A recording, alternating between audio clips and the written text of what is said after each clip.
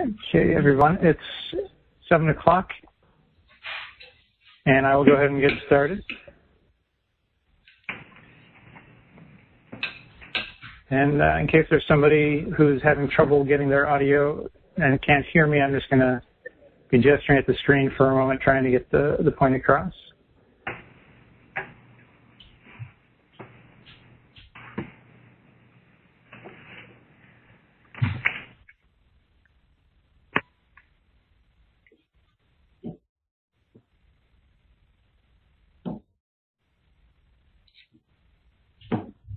Also, at the top of your screen, you should be able to, as part of the WebEx controls, there's a Mute Me button that you can use if you're having trouble.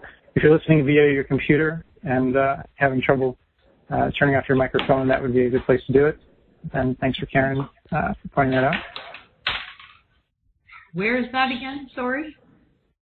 At the top of your screen, there should be a drop down or pull down when you mouse over the top of your screen.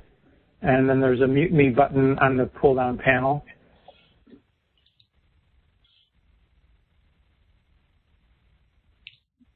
Not seeing that. Where's that Mute Me? A Mute Me button.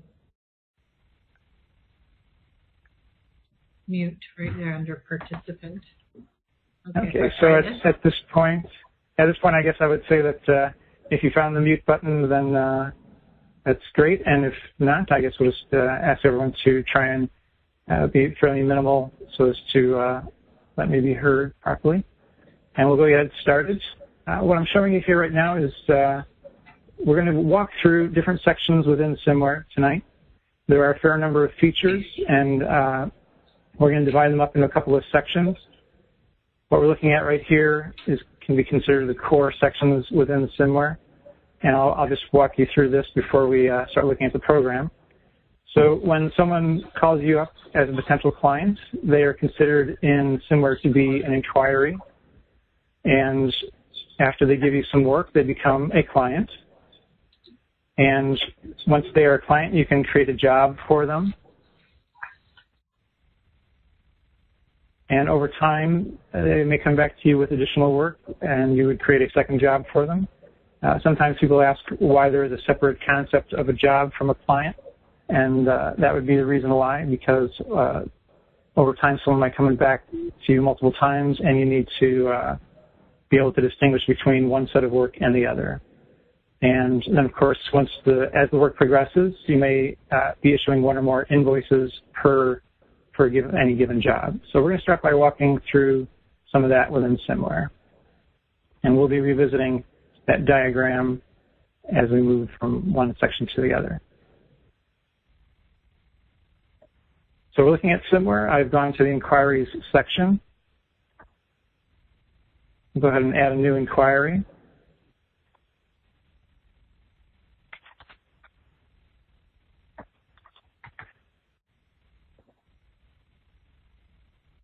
And I would point out that there's a couple of custom fields shown here that can be set differently per SMMware client. Some people use them for information like, has the customer completed an intake form, and they would just say intake form yes or no and enter the information there. It also allows you then to enter their existing address and where they're planning to move to. And later on, we'll be looking at a referral report, but right now this is within the client or client and inquiry profile. You can note who referred the business to you, and you can do that based on the overall category, specific company name, and a specific person.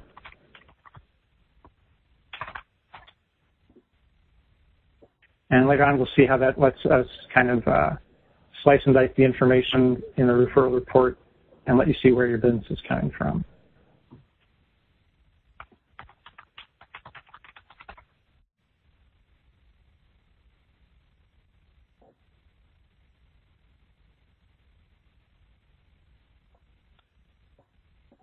And when you have MailChimp integrated with SMMware and you add a new inquiry or a new client, as well as new organizations and contacts, MailChimp will be updated. And here's a note just letting us know that the update went okay. And later on, we'll be looking at the MailChimp integration, but for now, I just wanted to make note of that. If someone was to not award you the work, you can change the status on their inquiry to the declined. And if they award you the work, then you would promote this inquiry to be a client. The listing of inquiries lets you filter it in different ways based on, for instance, the date range and the status.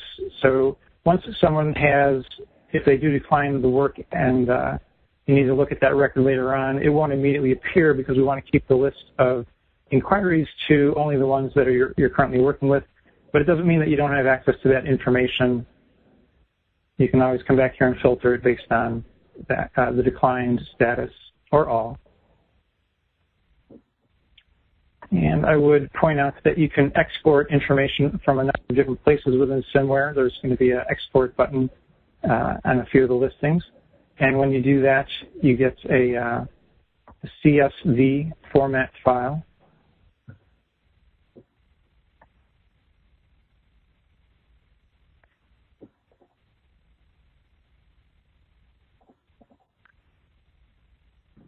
It looks something like that.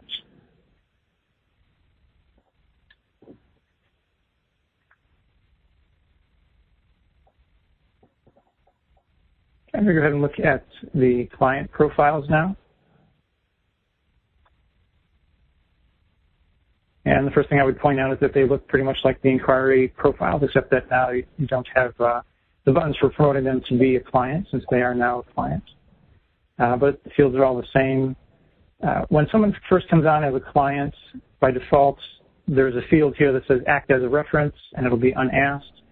And then after the job is complete, you'll want to follow up with them and change this. This information feeds into some of the other features of SMMware. We'll be looking at those in more detail later on, but I just wanted to see where that information is recorded within the profile. Let's go ahead and take a look at a job.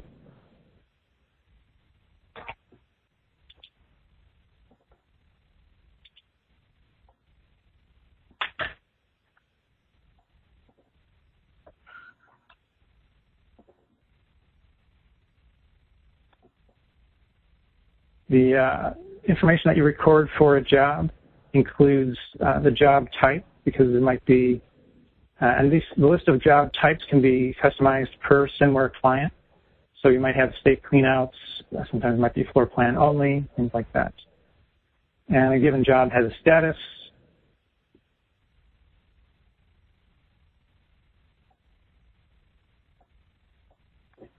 Just a moment. Lynn has asked a question about exporting the information to Excel. And once you export information into this file format CSV, you can open an Excel file and use the data to import it there. So it's a pretty simple operation to import it into Excel. By default, it goes into the CSV format.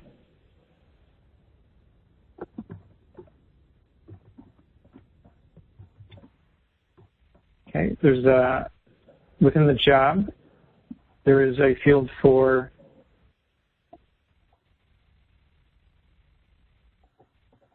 sorry, someone said that my screen is cutting off a little bit on the right-hand side, so I'll scoot over a little bit.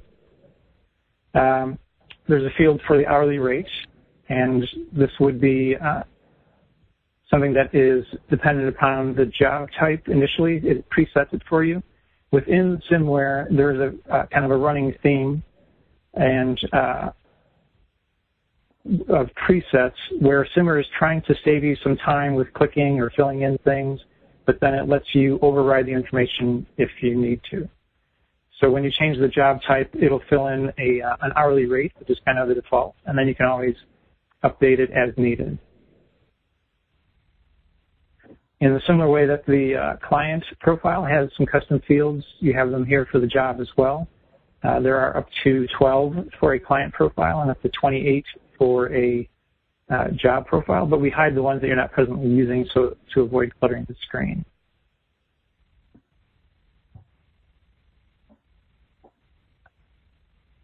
The items on the bottom are part of the CRM type functionality for the most part, and we'll be looking at those in more detail a little later on.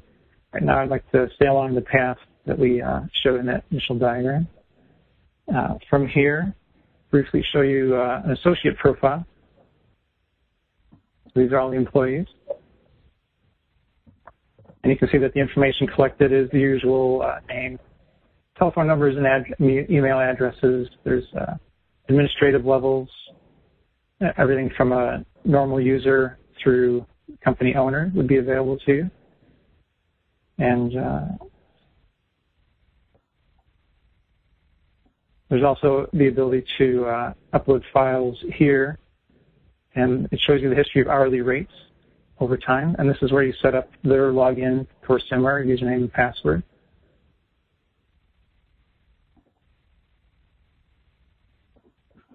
And here I'd like to show you what it's like to enter an hourly entry. Since I'm logged in as an admin, I can pick who I'm adding the time for. This is true for team leads as well. But if you're a normal user, then naturally you don't have the option of who you're entering time for.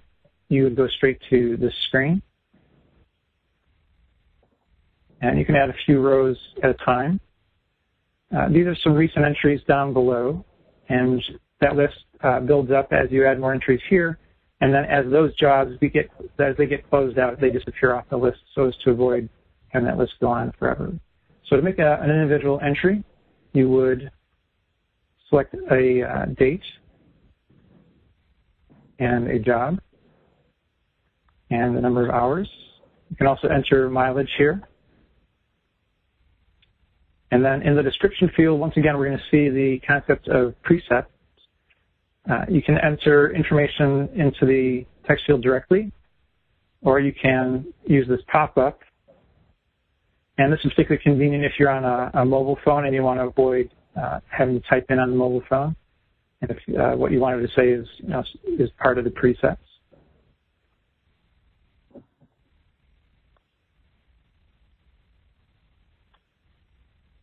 This particular installation of SMMware is set to enter hours based on the total number of hours worked for that particular day and that particular job. There is another configuration where you can indicate that or the start time and the end time for a given job. Okay, just a moment. I'd like to answer a question or two.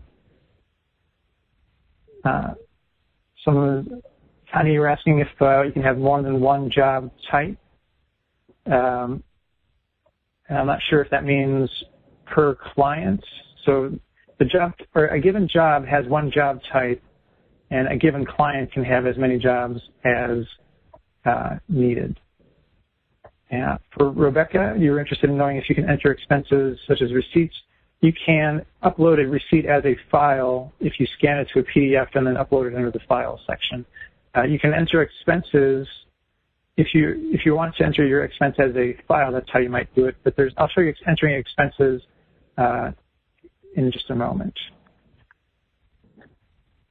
And we're just going to finish this off.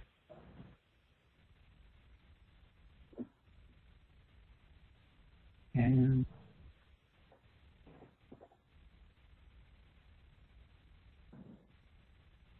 so now our new entries are appearing down below. Karen, you're asking if this is in the admin or team lead view only, and I believe that you mean that the screen for picking the earlier screen where you're picking which person to enter information for. Let me know if that's not correct. And so that would be the case. But if you're an admin, you can pick who it's for, or a team lead. And if you're a normal user, you just have to enter it as yourself. Okay, I'd like to jump over to the expenses. And here is a similar situation as recording the hourly information. And because I'm logged in as an admin, I can pick who I'm going to enter the information for.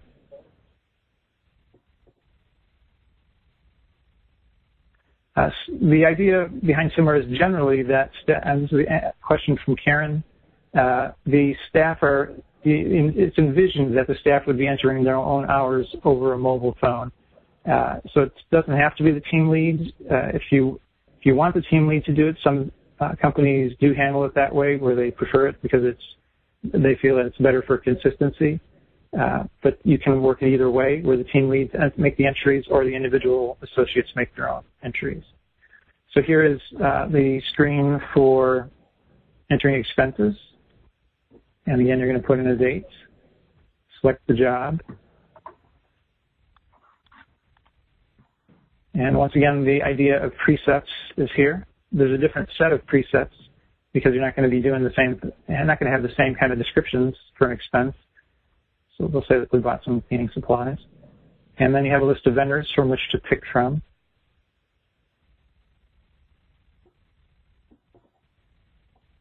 And you can also add more rows here in the same way that you did for hourly entries. And there's a job, because there's a job drop down, that means that you can mix and match different jobs within the same set of data that you're entering.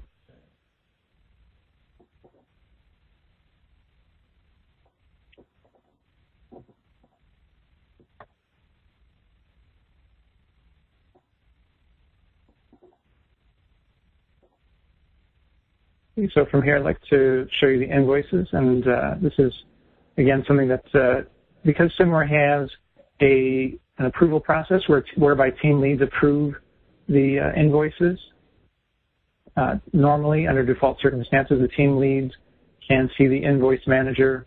There are some permission settings where if you don't want that to be the case, then we can limit it to users of admin level only.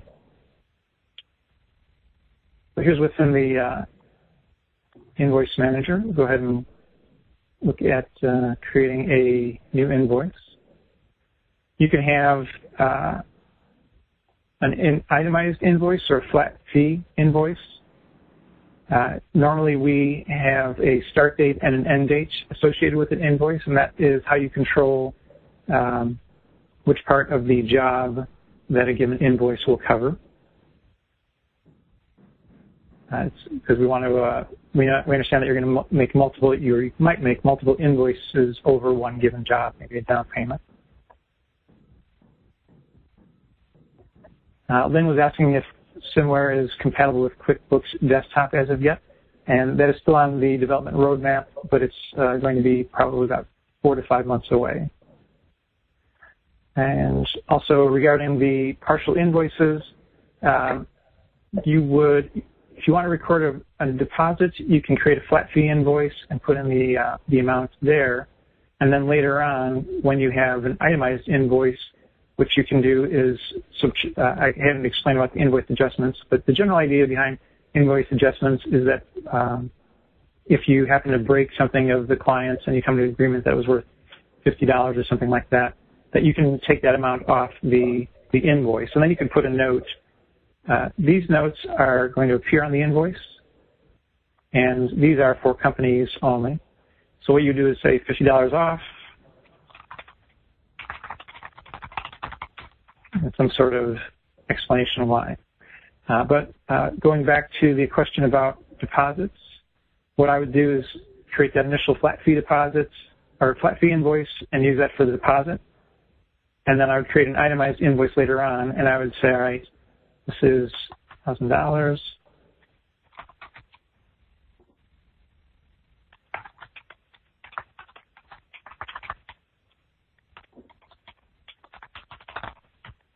Something like that. So between those two invoices, that initial deposit and a later itemized invoice, it'll make sense to the client where they see the first one says deposit, the second one says that it reflects the deposit. A new invoice will have a category of either preliminary or finalized. So preliminary is kind of like a scratch sheet where you don't want a team lead to come in and approve it. And then when you are ready for that, you can put finalized. You're not obliged to have the team leads approve it. As an administrator, you also have the right to approve it.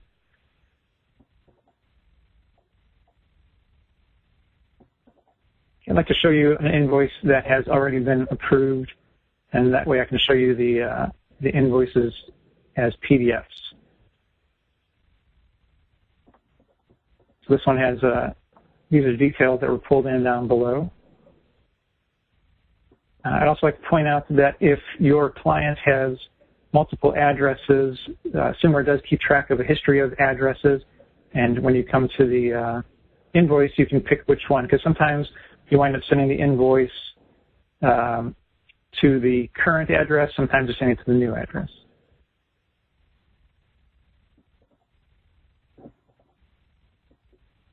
This is a question from Connie about the adjustment, and the adjustment comes off the overall invoice amount. And for Nicole, your question about QuickBooks Online, that is correct. It is already integrated with QuickBooks Online. Okay, so let's take a look at the print summary version. Let me just jump back and answer a question from Lynn.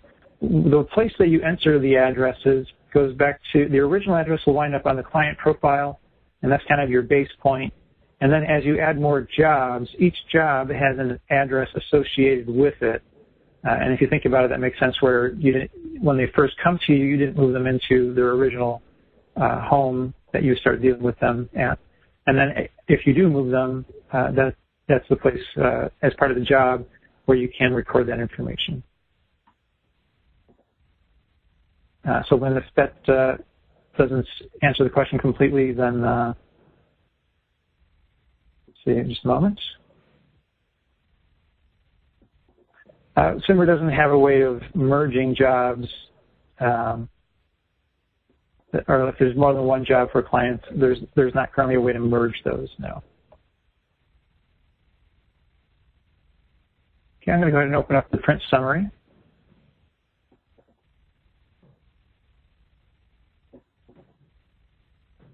And this is really just the grand totals for different sections, and keeps it very short. Some people feel that their clients are less inclined to question the bill if it's very short and sweet. Other people feel that that people are more accepting of the invoice if it shows all the details. So I'm going to show you the detailed version. And this particular invoice that I grabbed has some expenses and some packing materials. This one actually does not have the any hourly entries, which is not the greatest example. Maybe I should grab another one.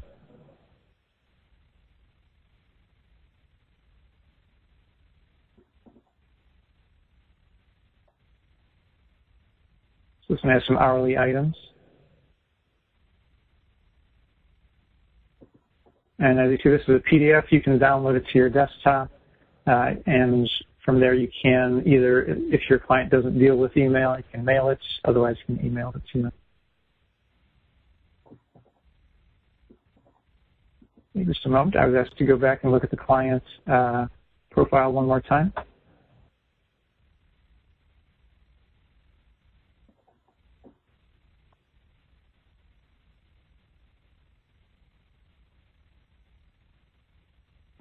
So if there's any specific questions about this page, let me know. Otherwise, I'll just pause here for a moment before we move on to the next part. While we're here, I'll point out that you can create a job from here. So then your question was, let me just create a new client. For a new client, then it's kind of like we have this area called a tentative address. This is like the move to address, and because we recognize that when you first start dealing with the client that you may not have created a separate job, so then we let you enter the tentative address here, and when you create the first job, you get a chance to use that address. And then after that client has been set up, then that's all settled, so then that address disappears from there. For Karen's question, each invoice stands on its own as opposed to reflecting previous invoices for that client.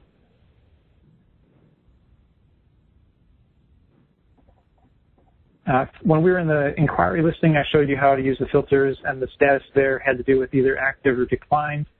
And then For a client, they can be active, inactive, and of course, there's another category, or it happens that someone may pass away and you might want to mark that in their record. Lynn had a question about tentative addresses, and that's exactly what you would do is when you first start working with a client, but before you created a job, then you can use the tentative address. And a question from Anne-Marie. The invoices here are presently within SMMware. There is integration with Quickbooks Online, and you can transfer items to Quickbooks Online from here. So far, the invoices that we've seen are all within SMMware. And for Connie, it is one invoice or one job per invoice.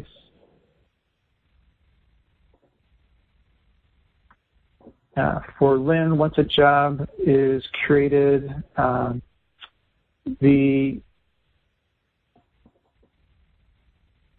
there's an address history, and the job profile will show their history. Let me go ahead and show you something there.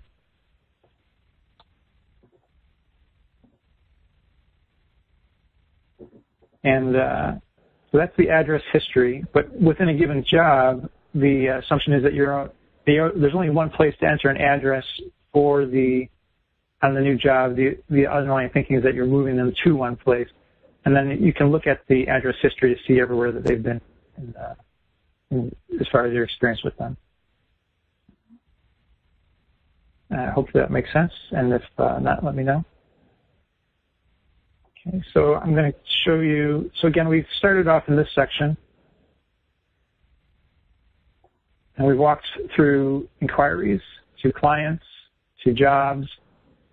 Within a given job, we've showed how to enter hourly and expense items. And then we've walked through invoices. So I'm going to move on to the next section in a moment. If there are any other questions, I'll take those before we do. And for Rebecca, there is a free 30-day trial for SMMware. And it also includes some pre-training. Okay, so moving on. The next section we're going to look at is referred to as organizations and contacts. And this serves a couple of purposes. It serves as a preferred vendor list. So if there is a real estate company that sends you a lot of business, that would be one use for this area. And if you recommend, say, a plumber to a client, then they would also be here. Sometimes people ask me why there are separate items or separate entities between an organization and a contact, and that's just because at least some of your vendors will have a one-to-many relationship. Like a realty company is one company, and you might work with more than one realtor there. So in order to cover that situation, we kind of have to have these separate concepts. All right, so coming back to the program, looking at the main menu, here's our organizations and contacts section.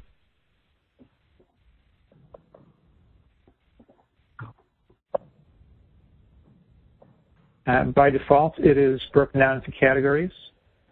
The view that you see is by category. And you can pop those open to see the individual items.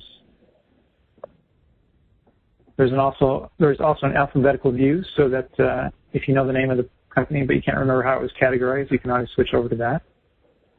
And there's also, as we mentioned, for clients, there's an export button here so that you can export it to the CSV format. That's comma-separated variable format. And keep that open. And the way that the export function works is you can pick if you pick nothing whatsoever, it's going to export everything in your list. But once you start picking items, then the output will be limited to that. So you can pick it by category, and you can pick individual items. Then when you hit export organizations, only those things will appear. Let's go ahead and take a look at the details. And as you saw on the listing page, there are categories or the items are listed by category, and here's where you assign those. You can assign more than one category as well, just multi-selecting. So we collect the name and the address, the website, and you can put in some notes. You can also upload files here.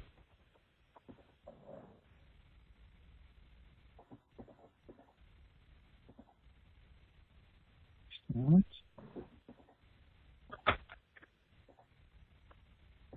So if you have a PDF from say, a senior living center that describes their facilities, you can upload it there.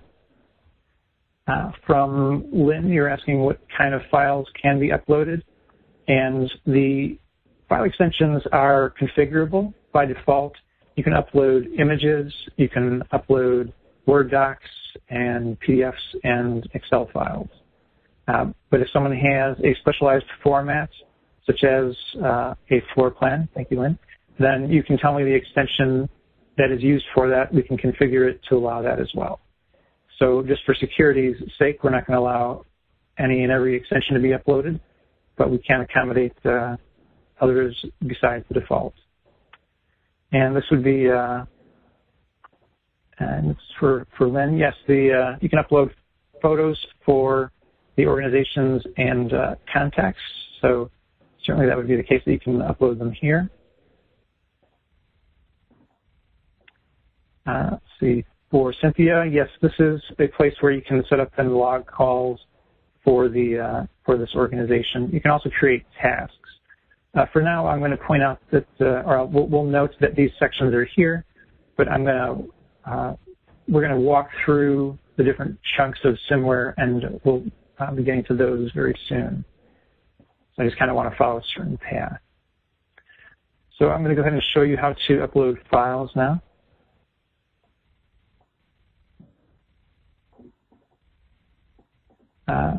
So Karen was asking me regarding file limitations or space limitations. Each SMMware account comes with 5 gigabytes of space. And when you upload photos, SMMware is going to downsize them. How much it downsizes them is configurable, but by default, it'll be 100 kilobytes. And that will, so as you know, most phone cameras these days are going to clock in right around 3 megabytes. And what this does is it makes your 5 gigabyte of hard drive space go a lot farther. So it's about 50,000 photographs would fit into that 5 gigabytes if that's all you uploaded. Obviously, if you upload PDFs, those also count towards your file quota. So we're going to go ahead and pick a few photos.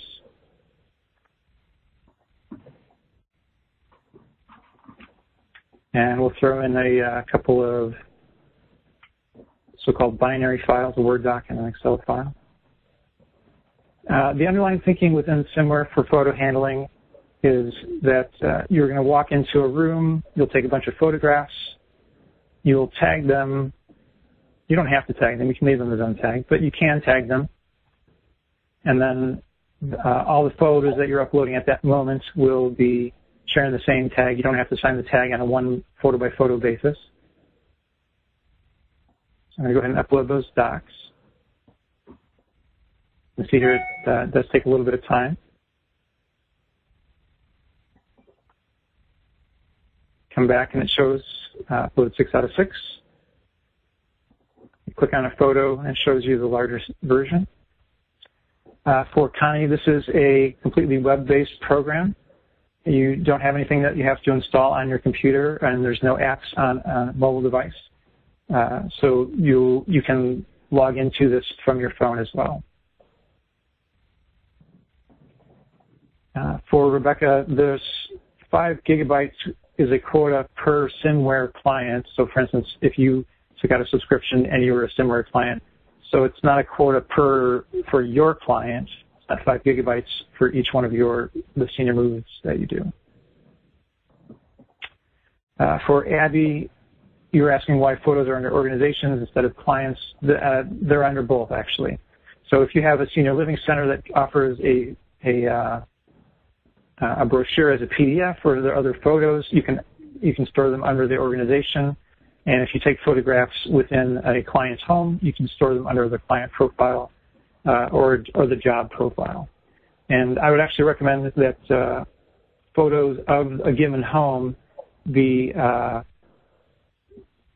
under a job, because if you think about it, when the photos of the house should stay with the house, and the client's photos of the client or photos under the client profile should be something that go along with the client regardless of where they live. Going back for Lynn, there's 5 gigabytes of hard drive for each SMMware client. So if 5 people were to sign up today, they would each have 5 gigabytes. It's not everybody, they would not all 5 of them share a single 5 gigabytes. So hopefully that makes sense, and let me know if there's additional questions. For Judy, if you upload a business card, if you upload the business card as a scanned photo, then you would just see the photo. So it would just appear here in the same way that all the other photos did. So let me know if that does not answer the question.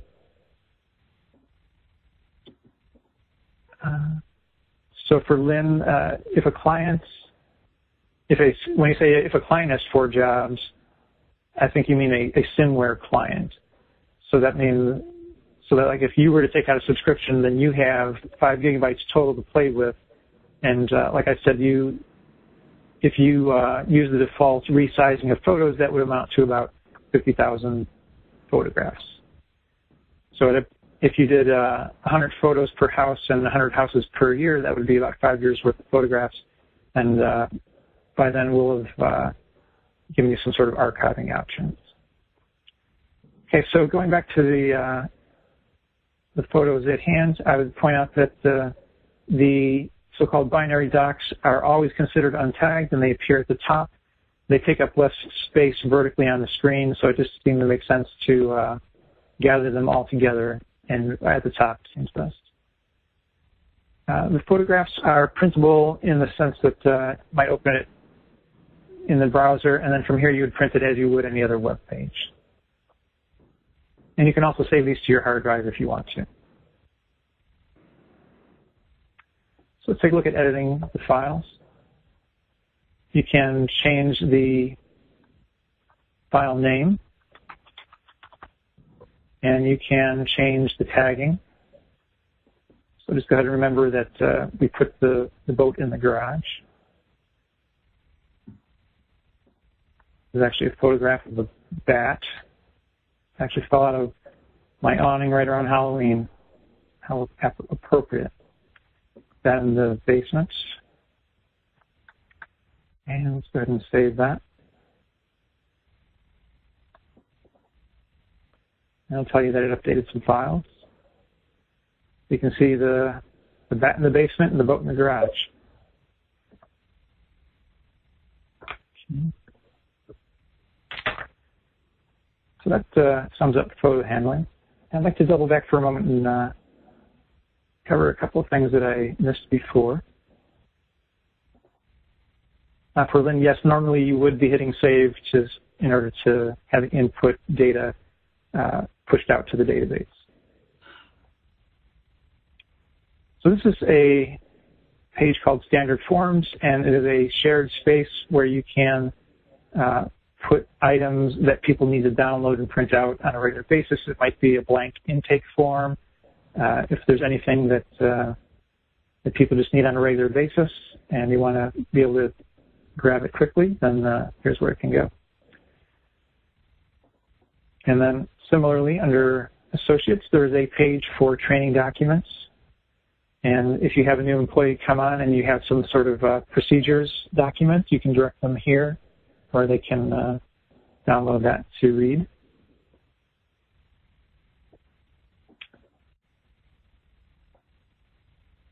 So I just wanted to cover that information. But we're presently on organizations and contacts. Let's go ahead and take a look at contacts, actually.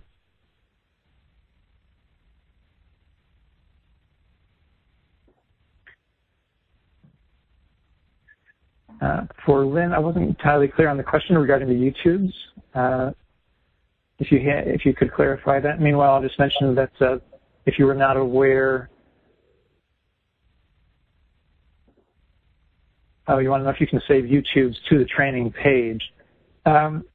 You could save a URL to the page, and then it would still go to YouTube to actually to watch the video, as opposed to downloading and storing videos within the SMMware system, which we would not want to do because that's just way too much hard drive space.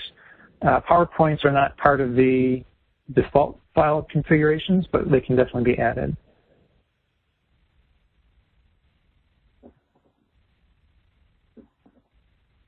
And another question regarding who can see contact information. By default, permissions will let anybody see the organizations and contacts section, but it does not have to be that way. We can lock that down if needs be. So we're looking at contacts. I'm going to go ahead and pop open a category here.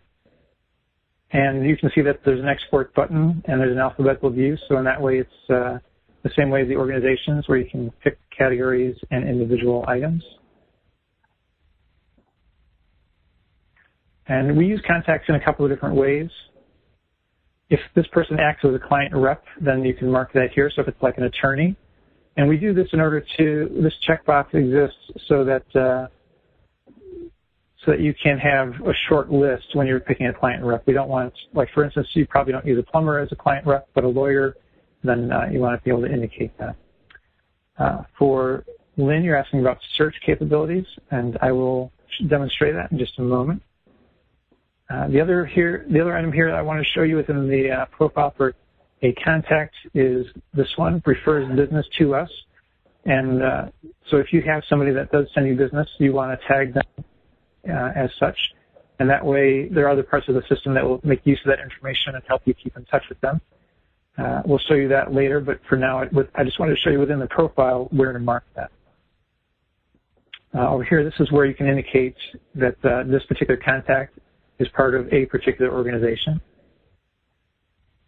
You can see that you can upload files here as well. There's also tasks, notes, and calls, which we'll be covering soon.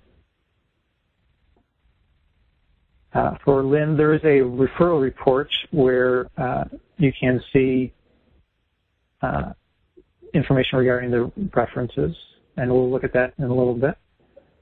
For Rebecca, so you can upload a handbook to this program if it's in one of the typical formats like Word doc or PDF. If you have a special format, we could arrange to include that file extension in the configuration.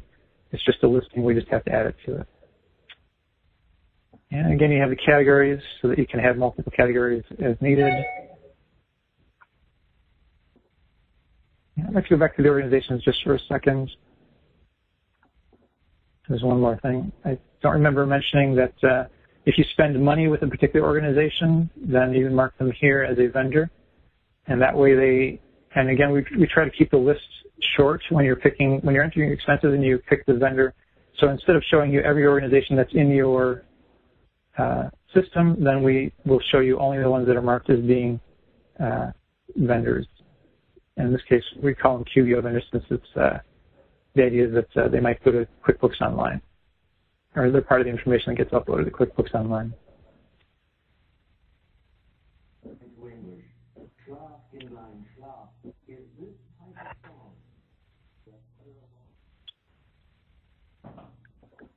Okay, so we're coming to the end of what I wanted to show you for organizations and contacts, and we're going to be moving on. But if you have a few more questions, now would be a great time to go ahead and ask those. A vendor is, for Lynn, a vendor is someone that you purchase from.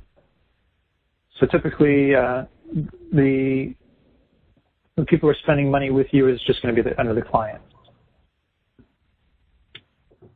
Okay, so if there are no more questions regarding the organizations and contacts, we'll move on to the next section. And we're going to be covering calendaring, tasks, notes, and calls in this section.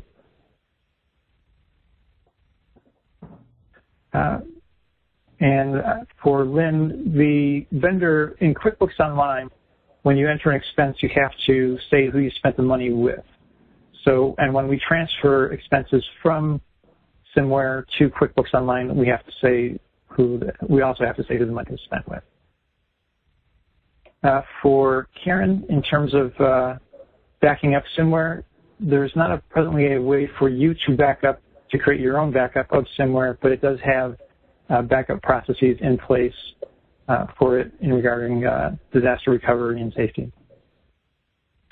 I just realized that someone asked about search, and I had not demonstrated that. And thank you, Karen, for originally mentioning that. So there's a search bar up at the top.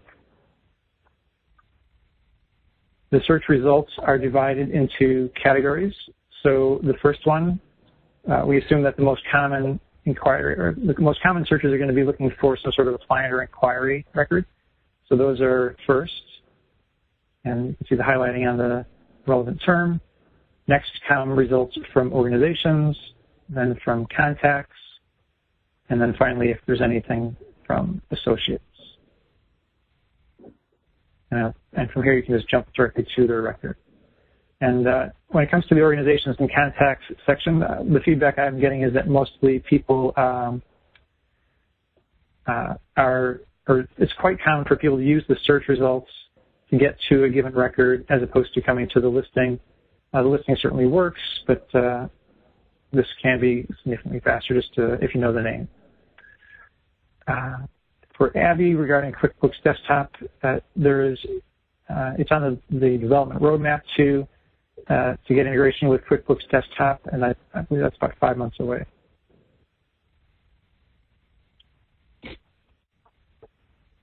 Okay, so I believe we're done in organizations and contacts, and I will go ahead and start with calendaring. For Lynn, what is an associate? That's basically just an employee. If there are other senior move managers that you are in contact with, you might want to put them under the organization contacts section, and you can ask for a category like colleagues or something like that. I should mention that the list of the exact categories is something that is specific to each SMMware installation. So if one of you has a specific thing that you want, then you can have it, and the other people who don't need it don't have to have it as well. So it's unique to each SMMware client. Okay, so let's go ahead and take a look at some calendaring.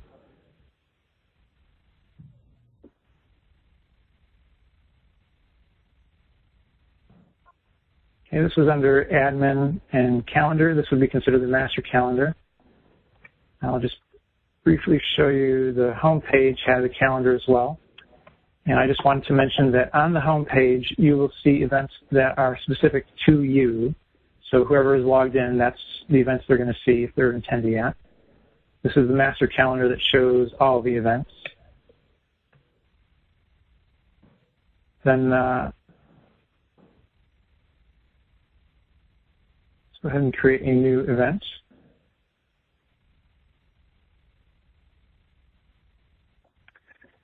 Let's see.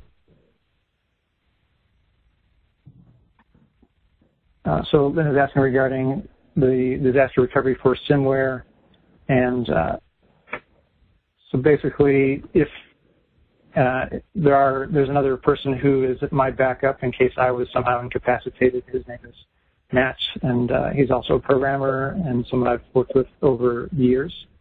And so if anything happens to me, he has everything that he needs to take up the baton, as it were. For Lynn, let's go back to the calendaring. I'll talk about colors in just a moment. For now, I'd like to go ahead and demonstrate just creating an item.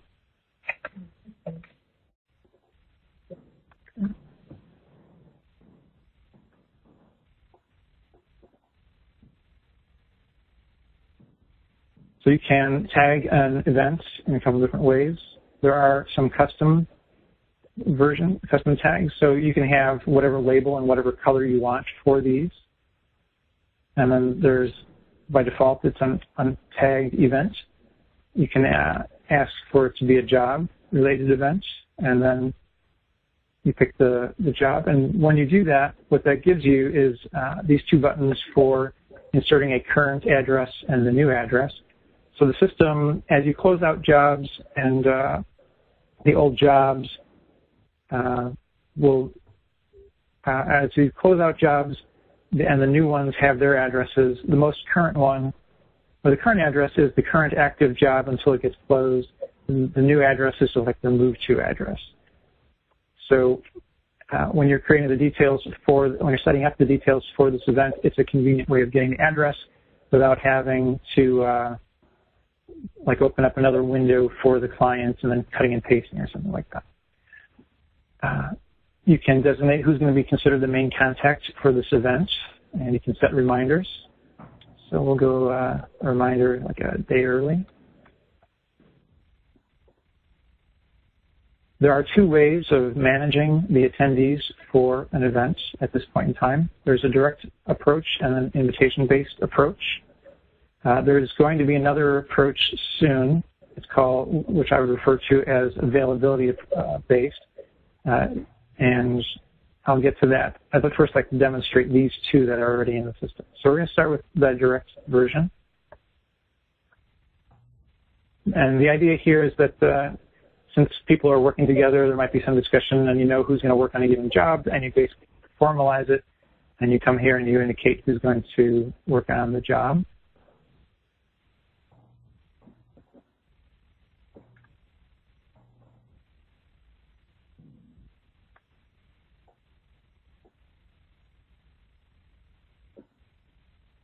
For Rebecca, we'll be looking at a report for employee hours. So we'll do that a little bit down the line.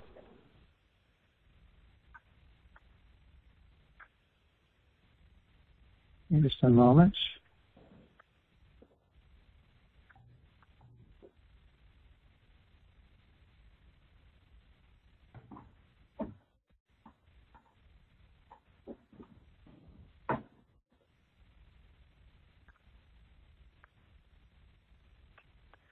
Okay, as we wait for my email to come in. So this is what it looks like when someone has been directly added to an event.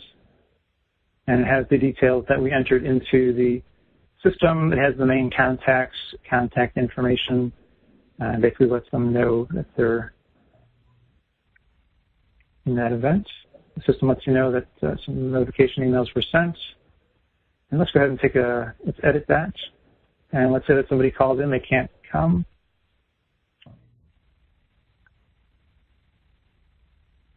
And we'll add to and remove to. And so then the system tells you that for the two new people, they got notification emails, and for the other two people, they got removal emails. If an event is deleted from the system, everybody gets an email as well. And going back to the original, if you change the starting and the end date, or if you change the description, it will also email everybody involved. The assumption is that there's something there that they need to pay attention to.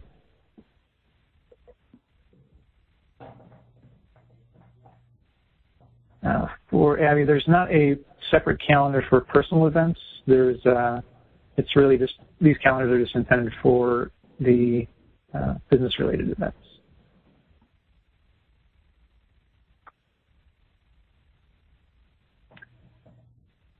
Okay. And by the way, when you click on an event, you get the details here, and there's also an edit button. And let's go ahead and add another event. We'll make this one invitation-based.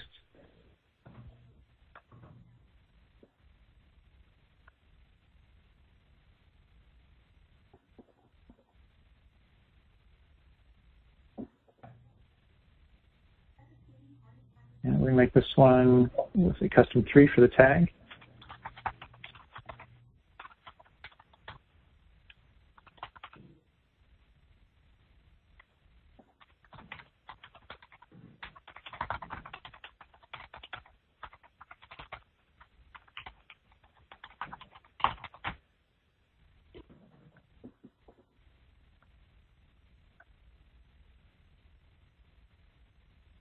So when you change to the invitation-based approach, you're not picking individuals. You're going to set a date where you intend to make a decision about who's going to be on the team. And for Abby, this does not integrate with other calendar apps like Google Calendar or Apple Calendaring. Let's see. For Cynthia, then yeah, you certainly could rely on this calendar and not have Google involved if you don't want to. And for Karen, the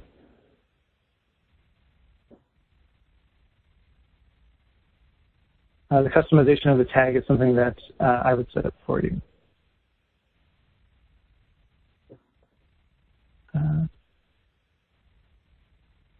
I'm sorry, Lynn asked what I answered a question without telling you what the question was, and it was just about whether the SMMware calendar can be used standalone such that you don't need another calendar like Google Calendar, and the answer was yes. Okay, so we're going to finish the setup of this invitation event. I'll tell you that, okay, the invitations were sent out.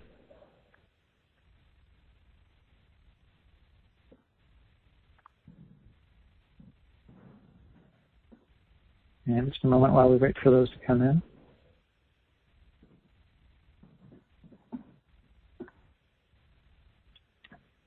All right, so we've got some invitations. And you can see that it's marked as an invite, has the details. It has a button for if you are interested, click here. If you're not interested, click here. So let's say that this person is going to be interested.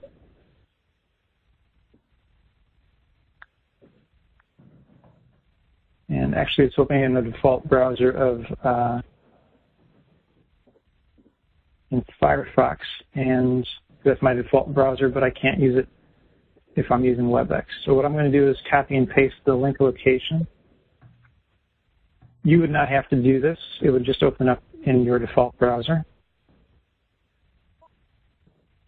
And then you can see that it says for Brian, his request for assignment has been recorded, and the system administrator has been notified. So the sysadmin will get an email saying that this person responded, that they said yes, they're interested. Let's go back here. And let's say that this person is not interested. So again, I'm going to copy the link location. And it says your response declining this assignment has been recorded. And again, the sysadmin will, and it's not always the sysadmin, it's whoever the main contact is.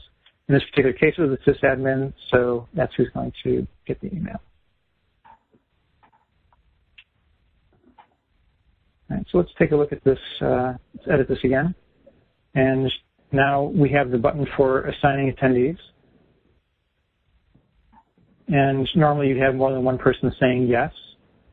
The requests are listed in the order in which they responded. So the first person at the top, the first person responded is going to be at the top and work your way down. So if you want to make assignments based on first come, first serve, you just start at the top and work your way down saying, add this person, add that person, add that person.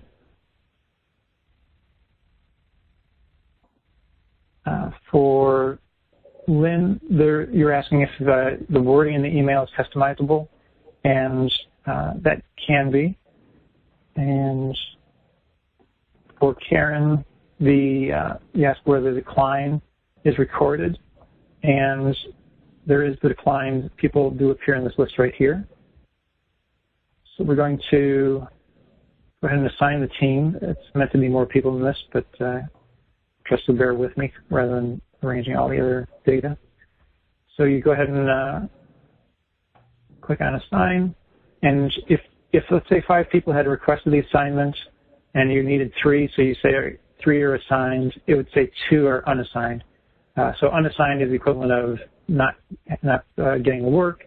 It does not include people who are declined because they are neither assigned nor unassigned. They are just declined.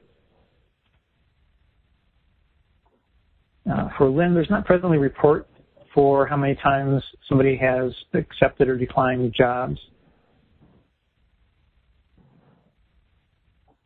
Go ahead and edit the events again. So now that we're in the phase where we've made the assignments, now if you make any further changes, it is treated as a direct event again. So it kind of has one round of invitations, and then it falls back to the direct approach. Now, if someone initially declines, they would have the D by their name, and if they were unassigned, they would have the U. And but after you have gone through another, if you do go through another round of assignments, then the system doesn't keep that information indefinitely. But when you're making the next round, you want to know who is unassigned because they're interested, and you don't want to pick somebody who is declined because they might just be plain unavailable. So for Lynn, the system does not show the information at this point in time for like a history of whether how many times they've accepted or declined. What I can do is a lot of the features in SMMware come from suggestions by senior move managers, and I'm actually going to write that one down. And I'll have to give that some thought, but it's very possible that could be added to the system. For Rebecca, SMMware does not presently have a client portal aspect to it where your client can have a login and come and see things. That idea has come up before, and I would say I'm open to it, but it's not there presently, and it might be a little while before that can be added to the system.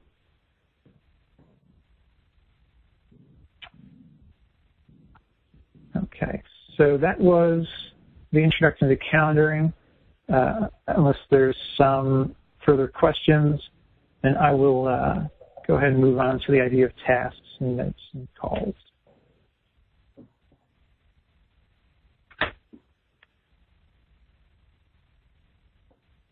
Okay, so let's go ahead and take a look at a job. So the idea of tasks, notes, and calls can be they can be added in a number of different places. They can be added to the client or an inquiry. They can be added to jobs. They can be added to organizations and contacts. I'm going to show you an example using a job. So you come down to the tasks section. You can go ahead and click on New Task. And you can see what kind of details are collected for the task. There's a due date.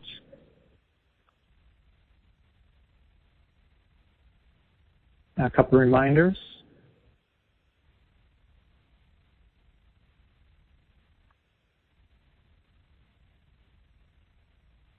And a priority, low, medium, and high. There's a status. Later on, when it is completed, then you'll enter a completion date. Then there's a summary field and a notes field.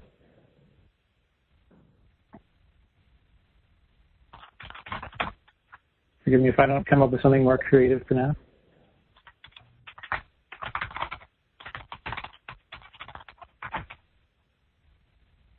Oh, and of course you can assign it to someone.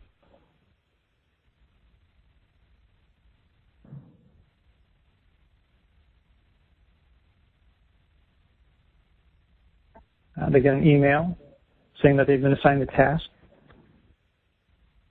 And from here, I'd like to talk about this concept of presets again. It also applies under tasks. So we have something called task groups, and I'll use the pet care task group as an example. So for instance, if you have a couple of tasks that you only have to perform when someone does in fact have pets, when they don't, you don't. We can set you up with some custom task groups. So this is something that is in the configuration and is different for each SMMware client. And from our initial task, you can see that the same details are all here. But now we have 3 sets of them. That's the second one, the third one. And the convenient part of this is that the summary, these are brand new, but the summary is filled out and the notes can be filled out for however much you want to say in those. And if you have a certain kind of task, like say floor plans, the kind of task where the same person does them, floor plans is something that my understanding is that per given company. There's somebody who specializes in it. So if you're going to create a floor plan task, it might as well already come up with that person assigned. So the configuration lets you pre-assign somebody. But again, it's not insisting on it. So even if it comes up and initially it's on one person, because of the configuration, you can still change it to someone else if that's appropriate. And if you don't need a particular task, just click on the X and get rid of it. And it's a convenient way to add multiple tasks to a job or a client or inquiry.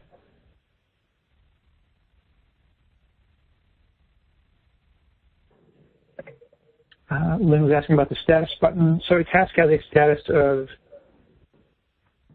started, finished, waiting. And when we go to the home page, we will see that there are some features there that utilize the status and help you to organize your efforts and keep track of everything. I'm going to go ahead and look at notes. So notes are pretty straightforward. Just have, I'll try to be a little more creative this time.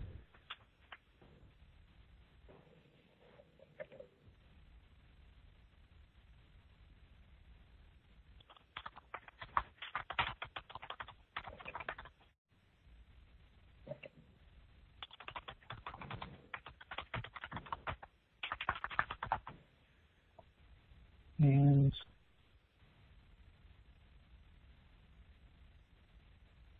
as you build up a history for under the notes section, you can kind of see as things progress, if two notes contradict each other, then you can, because the system shows you the date created and who's created by seeing a history of notes, you can hopefully you realize that the later note is probably the correct one. And just by seeing the list of notes, you can see a history of what's going on. So Lynn asked about an email button for sending the tasks. The email is sent when the task is created, and another email is sent if the task is altered. So that's automatic. It's not a button that you specifically pick. For the notes, there's not currently a button where you would see all notes. I don't know if it's like if there's 6 or 7 notes, they would all appear here in a list, and you would see the different information for each one just moving down the list.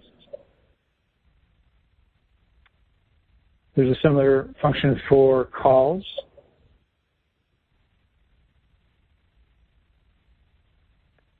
For Lynn, when somebody marks the task as complete, there will be an email.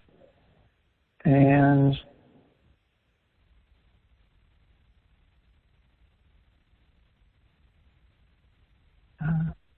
for Karen, I wasn't sure exactly what the question was regarding the jobs and notes. If you could clarify that one. So this is a call, and we have a field for inbound and outbound. So if you're planning a call, then you can put the call dates, a reminder, summary, the phone number to call. You can assign it to somebody, and of course it's got a status and some notes. If you're recording a call that has already come in, then you don't need to worry about a reminder.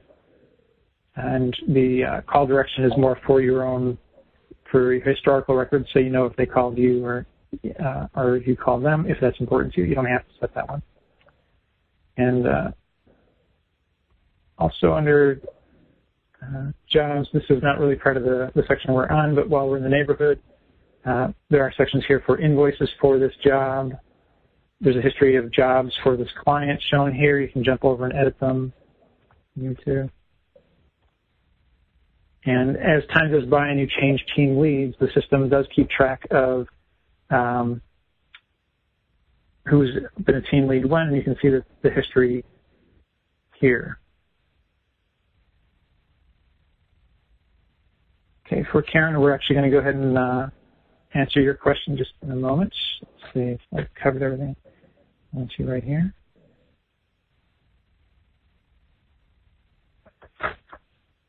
Okay, we're going to go over to the home page. The home page has a mixture of features. some of these features will appear for every employee regardless of their permission levels, and some of them are limited to higher permission level users like team leads or admins. So my tasks is going to be a list of tasks that are assigned to you, and it's everything that's open. There is a listing of the unfinished tasks. So this is going to appear for a higher permission user, and it covers the entire company, and it'll show you everything that's going on in the company. And I need to update my sample data. When it's past the due date, it turns red. So Lynn, hopefully that answers your question. And so this list has all the unfinished tasks, and then when somebody marks it as complete, it becomes a recently completed task, and this would show you a listing within the last 5 days. The underlying thinking is that when someone finishes a task, you don't want to be scanning down a list of all the unfinished tasks and just assume that it's done because it's not on that list anymore, or because maybe you missed it or something like that. So we provide this section which gives you definitive evidence that it is in fact done. And my calls is something that this is a section that would appear for every user. And if you are a team lead and there are invoices that need your approval, they would appear in this listing right here. There is an optional feature within SMMware for just a moment, for Lynn. Tasks remain under this section until they are finished. But if you go, so once a job is finished, it will no longer appear here. But if you go back to the job, all tasks for that job appear there, including finished ones. So hopefully that answers the question. And I believe I left off on invoices needing my approval. So if you're a team lead, you'd have a list of invoices here that need approval with a link to go there.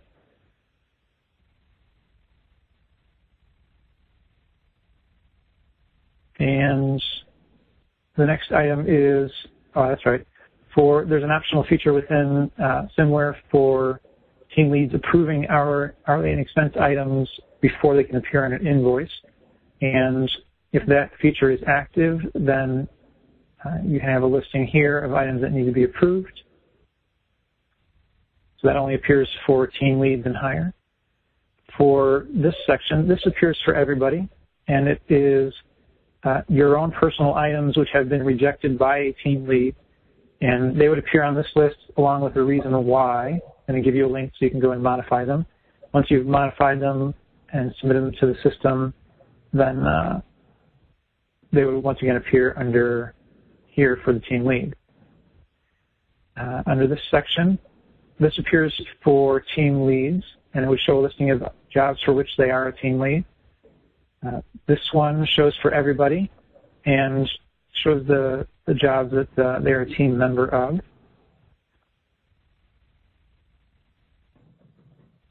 For Lynn, there's not currently a way to show the tasks until the file is closed, but I can give that some thoughts, and we can perhaps have a conversation later after I've thought about how feasible that might be. Okay, so referring contacts. So going back to our contacts section, the contact has a field for how long it's been since you last spoke to them, and then this will show you the 10 that are the oldest or the most stale. The idea here is that the system is going to prod you to keep in touch with the people who are sending you business to avoid a situation where you suddenly realize that they stopped sending you business 6 months ago, and by now they might be mad at you because maybe they're mad about something, and now they're mad because it took you a while to notice it. So this is a way for you to keep in touch with people who are actively sending you work. Under the client profile, there was a field for whether they are willing to act as a reference, and when their job closes, they will appear on this list, and this prods you to keep your list of references well populated, so they're not just relying on 1 or 2 people, and you're not relying on them like 12 months after the work is done. So this is how you work to generate the list of references, and then above that is the list of references. So these are all people who have said yes, they're willing to act as a reference.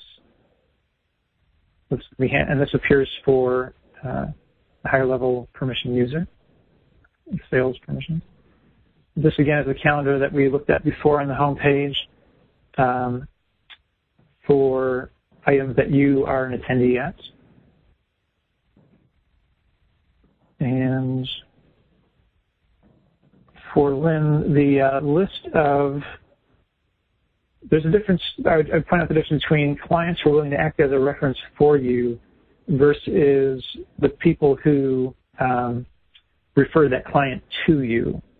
So under organizations and contacts, you might, or under the client profile, you're taking note of who referred that business to you, and this might be, we can go ahead and take a look at the referral report and segue right into that. I would like to mention that there is a form, a web form, which is intended to appear on your corporate website, and you can work with whoever developed your corporate website to incorporate it using something called iframes, and that filling out that form enters information direct, and it has Google reCAPTCHA to avoid minimize spamming, but the information there goes directly into your inquiries section. For Connie, the master calendar shows all activities company-wide. The homepage calendar will show just items for you that you're going to be attending at. And for Rebecca, the SMMware does track employee hours. There's a section for recording hours and mileage and a section for recording expenses. So let's go ahead and look at that referral report that I promised you. For Karen, the developer will be familiar with what iframes are. What I would provide is a URL that they would use. So you're asking about how to work with what the developer needs in order to incorporate the web form into their site.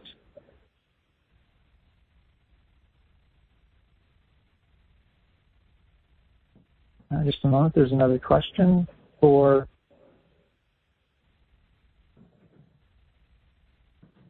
Lynn. Yes, if you on your corporate website, you'd have people would come to your corporate website. They'd go to a contact us page, and they'd fill out this form, submit it, and that information would be directly entered into SMMware as a new inquiry, and an email would go out.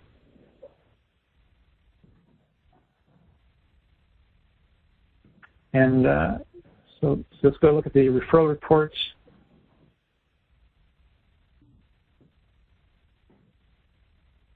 And there's a filter at the top that lets you kind of slice and dice the information. The underlying thinking is that you might want to look at the referrals for a given year or a given quarter. And remembering that in the client profile, you enter the referral in 3 chunks: the most generic category, and for a specific company, and also a person.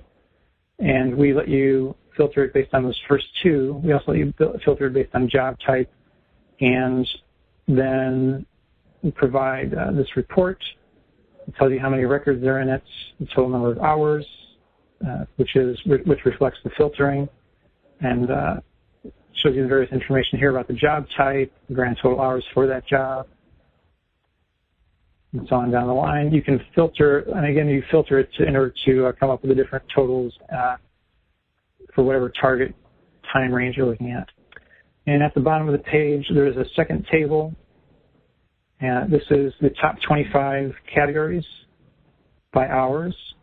And you can see, this is a way of letting you see, the filters don't affect this particular listing, but it does give you the kind of the the eagle eye view of where your business has been coming from.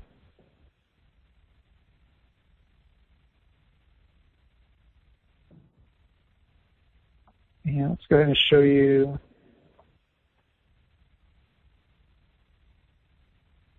called an Invoice Summary Report. I think this will answer a couple of questions that have come up on the chat session. So you can filter based on a job, a start date, and some other criteria, and it will give you details about what has been done.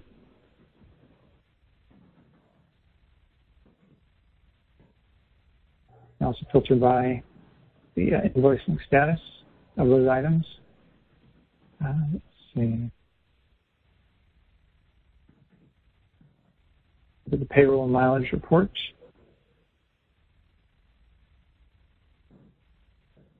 Add a particular job. And again, we have filtering, and then you have the results. And for this particular system, that approval feature is in place. So this is letting you know that there's an item that would apply but is not approved, so it can't appear here. By opening up a given item, you can see the details about hours and rates that form up the grand total for that line item.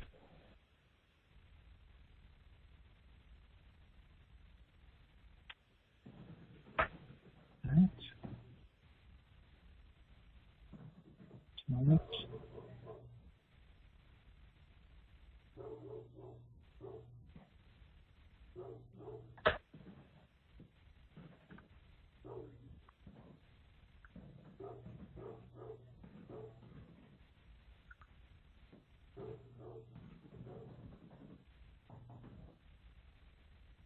For Karen, you're asking about the web contact form and whether it emails you a copy of the same information that went into the form, and that would be yes. For Lynn, regarding the referral report,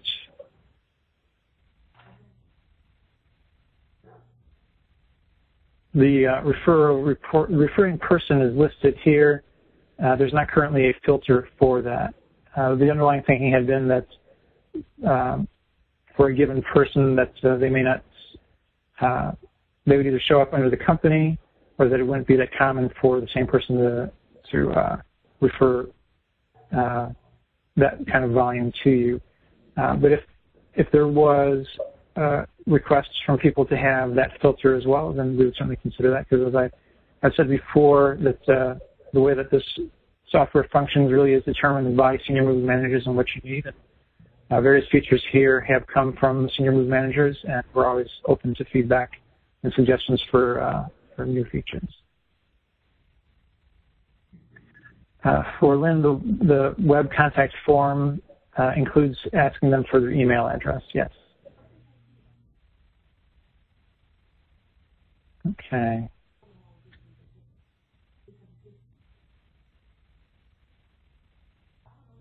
Moment.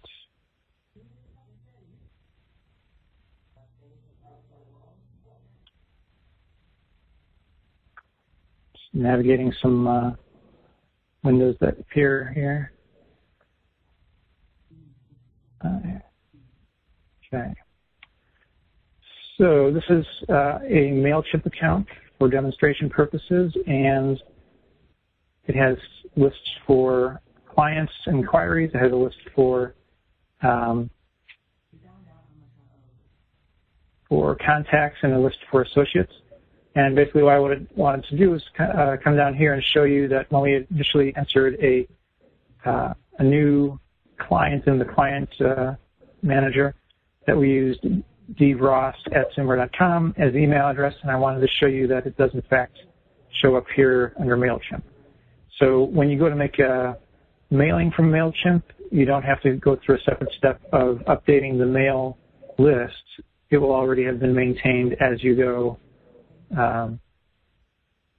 as you add new inquiries and new clients, new contacts, and new associates.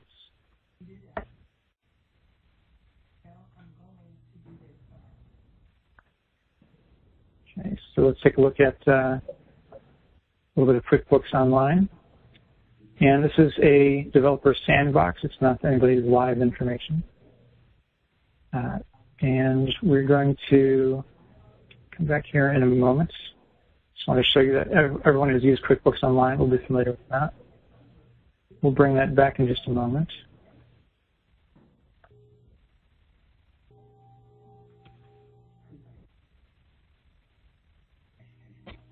So throughout SMMware, there are little symbols. If you are a QuickBooks administrator, you will see these little symbols. This means that it has already been transferred to QuickBooks Online. If it has not been transferred over, then it will appear here. And what I'll do first is add a single line item.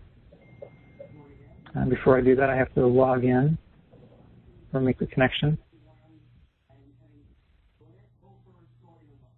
So what this is doing is talking to QuickBooks Online. And if you're not already logged, since I was already logged in on the other window, it is aware of that. I didn't have to go through the login step here. If I had not already been logged in, it would have asked there. And then you see a screen asking you for permission. You say connect. You're giving permission for SMMware to talk to QuickBooks Online.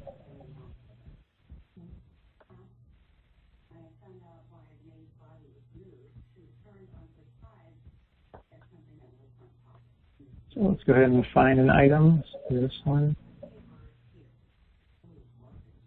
Just asks you to confirm. And then it's been copied over. So we'll bring back the window for QuickBooks Online.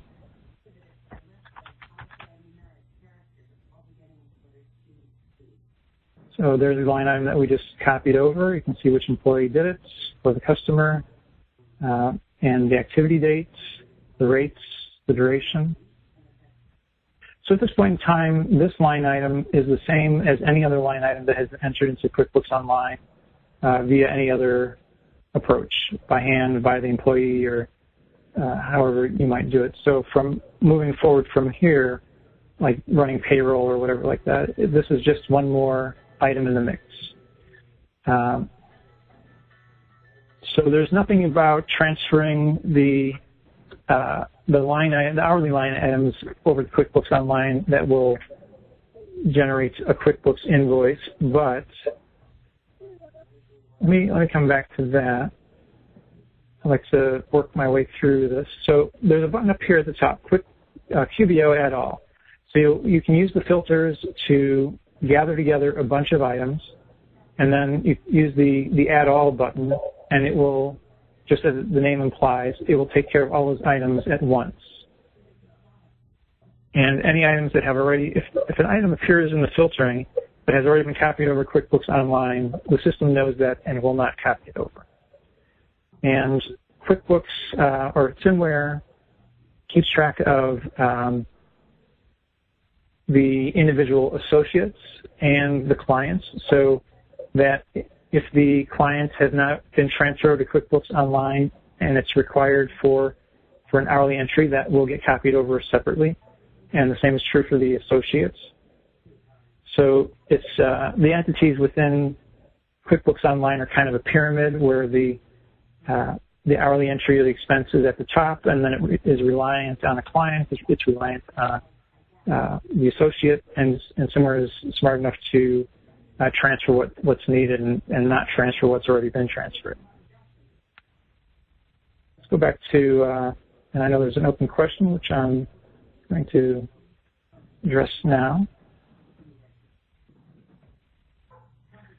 For Lynn, right now there's no integration with QuickBooks Desktop, and one approach to using QuickBooks Desktop right now is to just use the desktop for the summary, so that you don't necessarily have all the line items there, and then you can, it depends on what you're wanting to show to the clients.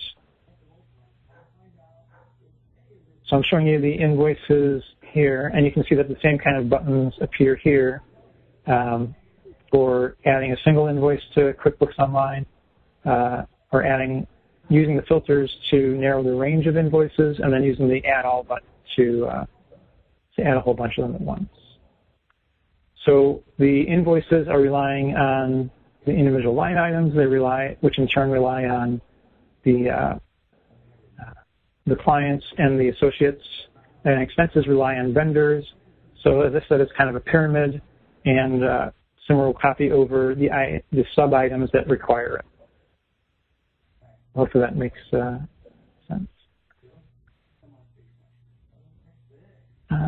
And that is what I wanted to show you regarding QuickBooks Online integration and MailChimp integrations. So for Rebecca, a question about SMMware lets you, Rebecca asked regarding designating team lead pay compared to regular pay.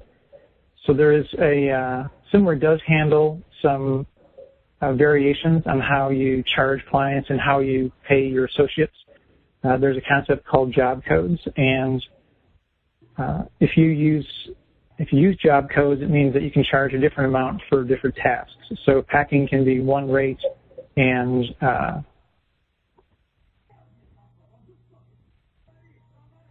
decluttering can be another rate.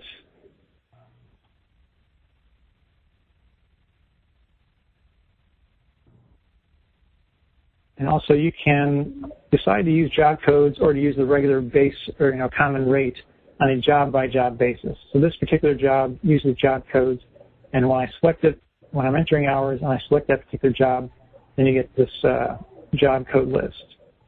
So a job code is essentially a label and a rate that you charge the client and a rate that you can pay the employee. Now, there is an issue with Quickbooks Online where, as we get a little bit fancier with the formulas for how you pay an associate, the interface with Quickbooks Online doesn't let us transfer that information over. So for people who are integrating with Quickbooks Online, if you want to, if you're interested in using the job codes, then the typical approach for payroll at that point is to enter the grand totals and then have the details within SMMware, just because the interface provided by Quickbooks Online is limited.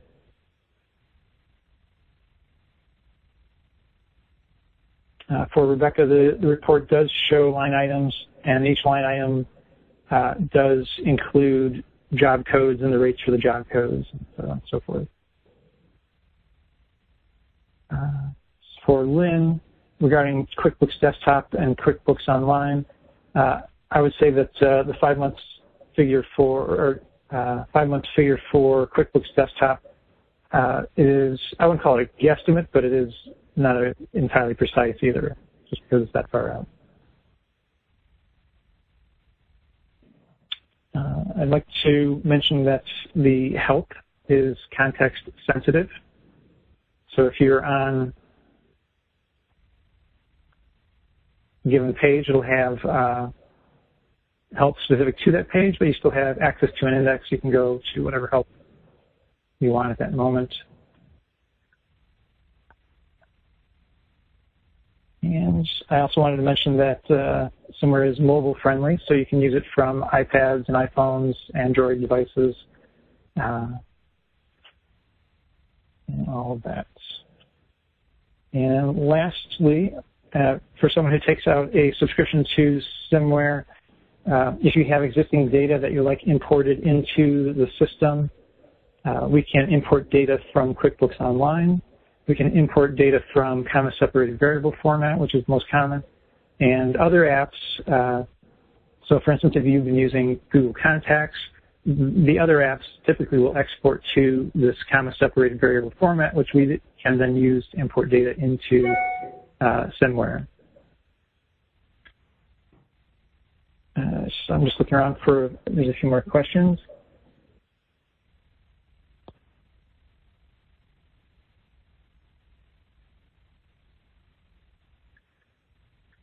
So for D, you have a question about client activity for projects completed in 2018.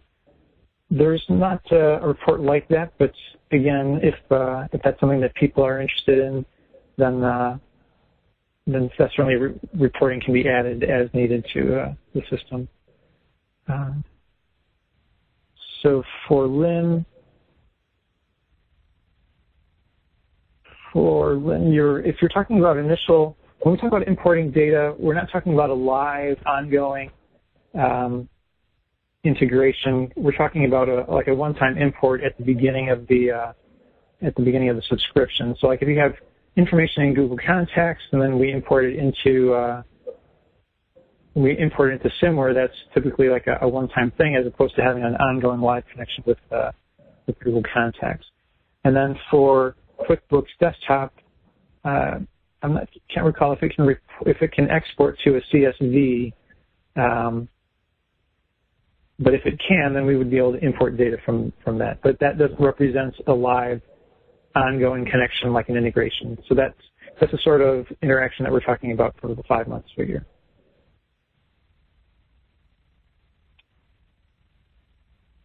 And yeah, so Connie had asked about possibilities for a report and running against accounts receivable and marking an invoice paid, and we could create a report based on that idea as well. Okay. I had a question about the inventory. I guess I'll touch on the consignment and the inventory. So SMMware does include a system for consignment. It covers pretty much the life cycle. I won't spend long on this just because it's not something that's commonly asked for, but it handles the entire life cycle of the consignment item. From when you take it into your possession, you dish it out to a dealer, the payments come back, and then you pay your client as well. So you can manage the items, there's reporting, you can manage the dealer's rates for their commission, and of course that's where you pay the client.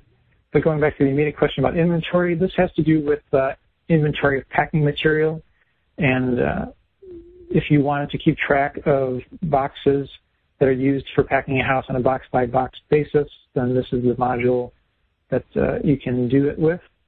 But to be honest, this is pretty much the least commonly used feature of SMMware, just because people don't want to take the trouble of tracking on a box-by-box basis. They would rather touch or just charge a flat fee for the boxes, which actually reminds me that I skipped something.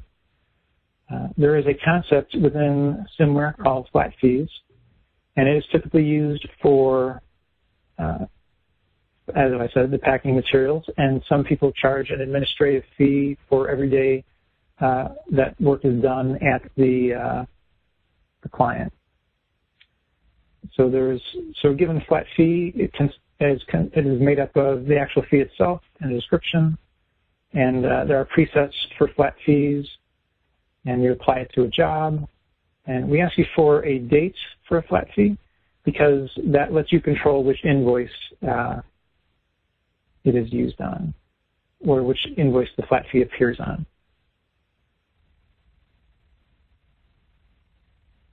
For Rebecca, and regarding a tape coloring system for market boxes, we'd probably want to have an offline conversation to discuss the details of that. It's certainly not out of the question, but I would need to understand a little bit more, I think. So this wraps up the formal presentation part of the webinar. And for Lynn, we have some more questions before we sign off. For Lynn, let me go ahead and read this question. So yes, the system does keep track of inventory. So if you record that you've got 100, and then you use them for an item, the system will know that you had 100 and now you've got 75 left. And, so it does keep track of which boxes went where. You can also use, under locations, you can use your associates can be considered as inventory locations. So if you have your associates keep some boxes in the garage or in the back of the car, things like that, the associate can be considered an inventory location. So do we have any further questions?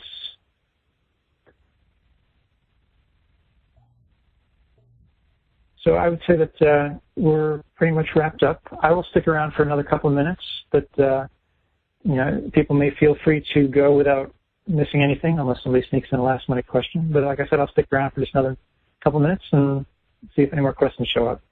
I'd like to thank you for your time tonight, and I'd like to thank NASM as well. I hope you found it informative. Lynn has a question about Canadian rates, and we do have Canadian clients, and the system can work in kilometers, and so that I haven't heard any problems with from our Canadian clients. I believe we're all in good shape there. So any other questions?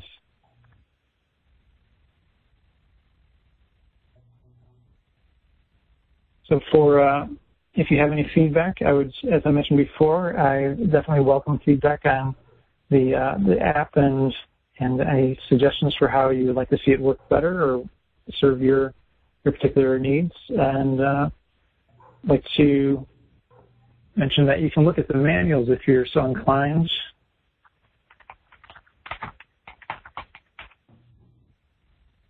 This is not a public URL, but I will share it with you. It's under SMMware.com/manuals. There's an administrative manual, team lead manual, and a basic user manual.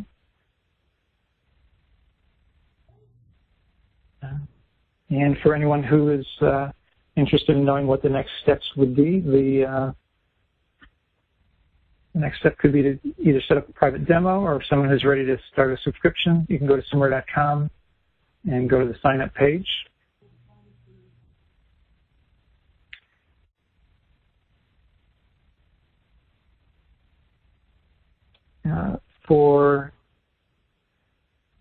And also, thank you, Karen. There are YouTubes. You can just go to youtube.com and search for SMMware.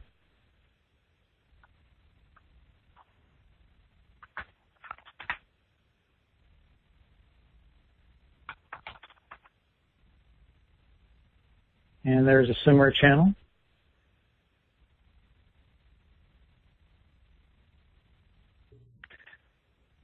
And for Connie, your question regarding jobs and a client. So there's a one-to-many relationship between clients and jobs. So a given client can have multiple jobs. And I'm not sure if there's more to the question, but if that doesn't clarify it, perhaps you could add a little more detail to the question. Let me know what you're looking for. But a job consists of a job type, and that might be downsizing, it might be decluttering, or estate clean out, etc. Okay, so if there's any more questions, now is the time, because we're about to wind it down. This is for Connie. I would say that when you get a new client, if you're doing multiple components for their move, the decision of whether to treat each component as its own job, that would depend on the way you set up your job types. Because sometimes people have job types that are very specific, and sometimes people have kind of an overarching job type. So you might just say that it's a downsize and move job, and it might consist of a whole bunch of different things. Some job types are very specific, floor plan only, something like that. So I would say that the decision of whether to create individual jobs or to have one overarching job is something we'd have to address during like the configuration. Well, a task is, I guess you could have this goes to Connie asking about the jobs and the relationship to tasks. And I would say that within a given job, there are multiple tasks. So the pyramid starts off with a client at the top, and then the next level down is a job, and then down below that, you can say that there's hourly entries and expense entries, and then there's also tasks. So one task, so a given task has a due date. So you might have an overall job with a bunch of tasks that are due at different times. So setting up the moving company might be something that you have to do 3 or 4 weeks in advance, and other tasks might be, a couple of days in advance. So that's the relationship between tasks and jobs. I would say that a job is made up of tasks and also the hourly and expense entries.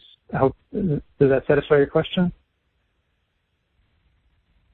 Let me put it this way: if that does not, okay, great. I like that covers it. All right, so this I would say this is the last call for questions. I'm happy to stick around if we have some.